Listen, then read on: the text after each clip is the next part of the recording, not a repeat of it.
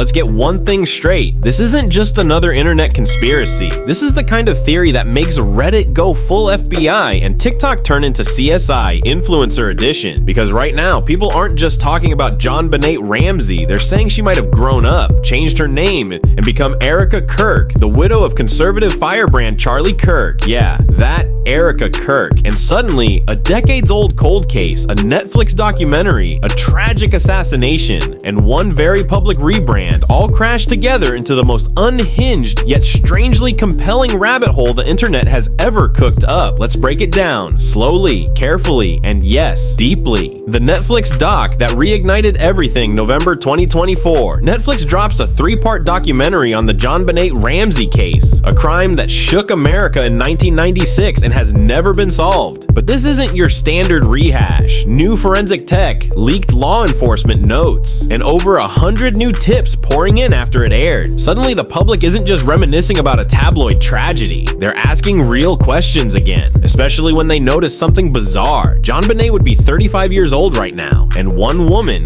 Erica Kirk, is suddenly everywhere. Powerful speeches, CEO status, grieving widow, conservative darling, and apparently JonBenét's twin. TikTok turns into true crime theater. It started with a post, a simple side-by-side. On the left, JonBenét Ramsey, frozen in time, a child beauty queen mid-smile, poised in glitter and stage lights. On the right, Erica Kirk, dressed in a power suit, standing before a roaring crowd at a Turning Point USA event. Same lighting, same angle. But what caught everyone off guard weren't the clothes or context. It was the face, specifically the dimple, that soft curve on the right cheek when they smiled. The same almond-shaped eyes, the same high cheekbones, the exact jawline that looked like it had been traced from the same blueprint. At first, people laughed it off, a fun little internet coincidence, a glitch in the matrix. But then, the algorithm did what it always does and poured gasoline on the theory. TikTok exploded, millions of views within days. Comment sections turned into investigation forums. One user posted, "They even blinked the same. I can't unsee it now." Another, half joking, half terrified, wrote, "I'm not saying it's true, but if it is, this might be the biggest cover-up in American history." The tone shifted. This wasn't just viral, it was cultural combustion. What began as a meme spiraled into something darker. Video breakdowns surfaced, comparing Erica's voice patterns to JonBenét's old interviews. Facial recognition software, real or bootlegged, was being run by users desperate for digital proof. They dissected Erica's mannerisms, her eye movements, even the way she paused between thoughts. Conspiracy theorists linked angles of light and smile symmetry like they were testifying in a courtroom. Suddenly, amateur sleuths were framing side-by-sides like evidence in a murder trial, and people were listening. No, it wasn't admissible in court, but this wasn't court. This was the court of public obsession, and the internet doesn't need a conviction to hand down its verdict. All it takes is one uncanny photo, one perfectly timed zoom, one gut feeling,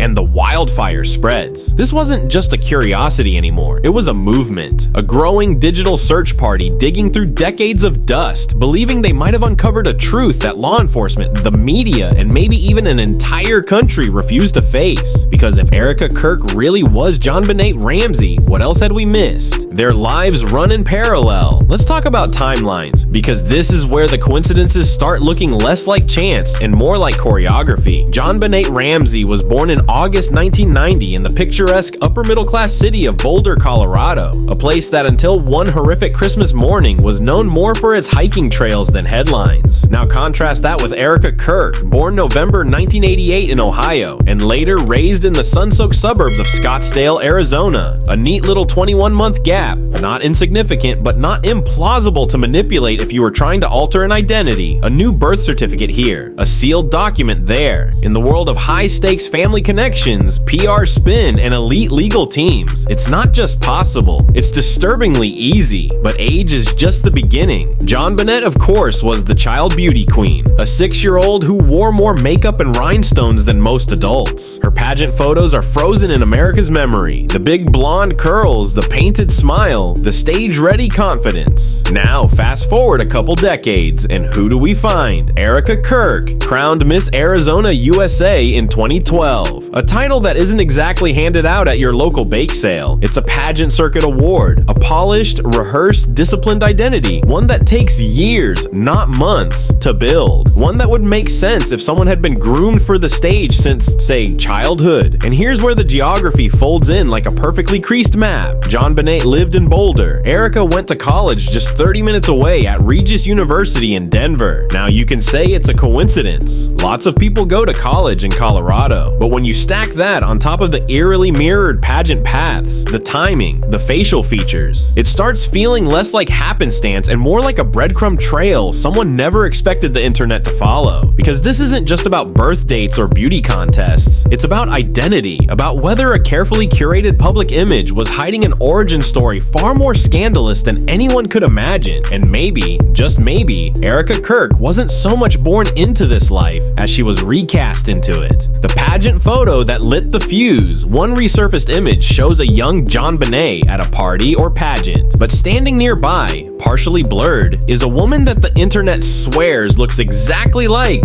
Ghislaine Maxwell. You know, Jeffrey Epstein's longtime associate. Coincidence? Maybe. Except that the PR firm the Ramsey family hired to spin the media frenzy in 1996, years later, that same firm represented Ghislaine Maxwell. We're not even stretching here. That's a documented connection, and then, weeks before his death, Charlie Kirk publicly claimed Epstein was connected to Israeli intelligence. Was he stumbling into something bigger? The police fumbled, and everyone knew it. Let's not pretend this was a clean investigation. No forced entry, no struggle, a ransom note in the house, while her body was literally in the basement. In 1999, a grand jury voted to indict the parents, but the DA refused to move forward and buried it for 14 years. In 2008, DNA cleared the Ramseys, sort of, but the real story is how incompetently the Boulder PD handled the scene. Now in 2024, John Ramsey, JonBenét's dad, is begging for advanced DNA testing, hoping modern tech can finally solve this. So what if that DNA doesn't just lead to a killer, but to someone who's still alive? Erica Kirk steps into the spotlight. By 2025, the story takes a hard turn from conspiracy theory to cold reality. America wakes up to headlines that feel ripped straight out of a political thriller. Charlie Kirk, the firebrand conservative commentator and president of Turning Point USA, has been assassinated on a university campus in Utah. The nation reels, his supporters grieve, and his wife, Erica Kirk, steps into the center of it all. Calm, controlled, calculated, a grieving widow and a newly anointed leader, all in one. Overnight, Erica isn't just connected to power. She is power, the face of a movement, the CEO of an empire. She takes the mic, she fills the stage, but for someone so public, she remains painfully private. The world suddenly wants to know everything about her, but all they find is silence. Her children's names? Never released. Their faces? Blurred, cropped, or completely missing from the few family photos that surface online. Their birth certificates? Allegedly sealed, tucked away like classified documents at Langley. Even her past addresses, school transcripts, and early photos are strangely sparse, as if someone scrubbed the internet before it ever had a chance to remember. Now, on the surface, some of this makes sense. Erica has enemies. She's a widow, a mother. In an era where doxing and digital harassment are one click away, privacy is protection. But the lack of transparency didn't just raise eyebrows, it ignited suspicion. Because when a woman rises to power with a face everyone suddenly swears they've seen before, a face tied to one of the most infamous cold cases in American history, the silence becomes deafening. The secrecy starts to look less like self-preservation and more like concealment. And the question changes. It's no longer, why is Erica private? It becomes, what is Erica hiding? Was she shielding her children from a dangerous world, or from a past the world wasn't supposed to uncover? Was this grief, or was this damage control? For a woman who claimed to have never known Charlie Kirk before they met, who repeatedly initially painted herself as a simple, traditional Christian wife, the polished image now looked more like a mask, carefully constructed, seamlessly worn, and never once cracked in public. But as the JonBenét theory surged back into public discourse and Erica's face was suddenly everywhere, the line between fiction and possibility got thinner by the day, because when someone's entire public life feels like a performance, and the backstage is completely off limits, the audience doesn't clap, they start to dig. The Arizona family theory. This is the part where the theory goes full tinfoil. Some online claim that JonBenét didn't die. She was given to another family, raised under a new name, Erica Lane Frange, later Erica Kirk. Why Arizona? Because that's where Erica was raised, and where her connections, religious, political, and corporate, all stem from Miss Arizona to conservative media star. Did the journey begin in Boulder? The public is obsessed. This theory has clocked millions of views. Even Nancy Grace, queen of cable crime TV, addressed it, not to shut it down, but to explore it. You know it's serious when Nancy Grace doesn't just laugh it off, and sure, skeptics are everywhere. The autopsy proves she died.